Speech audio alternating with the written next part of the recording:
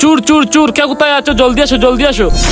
হুজুর এদিকে আসেন, হুজুর এদিকে আসেন। হ্যাঁ হুজুর হুজুর জলদি আসেন, জলদি আসেন, আমার বাসায় চোর ঢুকেছে। কি চুট ডেকেছে? যাই তো। যাও যাও, এবার টের পাবা। আশেপাশে কেউ নেই তো, গেটটা লাগিয়ে দেই। কোথায় কোথায় কোথায়? ভাই চোর কোথায়?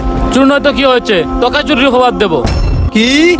2 লাখ টাকা দিবি, না হলে তোকে ফাঁসিয়ে দেবো। আরে ভাই কি বলছো সব? শুধু বলছি না, এবার গ্রামবাসীকেও জানাবো। তোর এবার খবর আছে, এবার গিয়ে আমি সারা গ্রামবাসীকে বলতাছি। ঠিক আছে যাও যাও, আমি কাউকে বই পাই না, আমার হাতে আমার আল্লাহ আছেন। হ্যাঁ, দেখবো না তোকে কে বাঁচায়। হ্যাঁ দেখবো না কি করতে পারেন। এই গ্রামবাসী কে কোথায় আছো? জলদি আসো, জলদি আসো, আমার বাড়িতে চোর ঢুকেছে, চোর ঢুকেছে। হ্যাঁ, চোর ঢুকেছে। আমাদের মসজিদ ইমাম সাহেব আমার বাসায় চুরি করতে এসেছেন, আপনারা দেখে যান, দেখে যান। কি ইমাম সাহেব চুরি করতেছেন? মসজিদের ইমাম সাহেব চুরি করছেন, দেখি তো। দেখে আসি তো। আসেন ভাই, জলদি আসেন, জলদি আসেন। ভাই চোর কোথায়, চোর কোথায়? এই যে চুর, এই যে চুর, এই যে চুর। জি হুজুর, জি আপনি মসজিদের ইমাম সাহেব হয়ে এই কাজটা করতে পারলেন? আমার নিজের চোখে তো বিশ্বাসই হচ্ছে না। না না ভাই, আমি চুরি করিনি।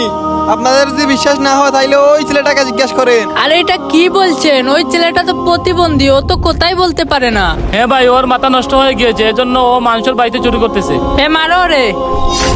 এই থামো তোমরা। কি? ইমাম সাহেব চুরি করেননি, আর ইমাম সাহেবের জন্য আমার আল্লাহ তাআলা আমার জবান খুলে দিয়েছেন। কি? এ সবাই এখন ওরে পিটো। বন্ধুরা, ভিডিওটি কেমন হলো অবশ্যই কমেন্ট করে বলে যাবেন।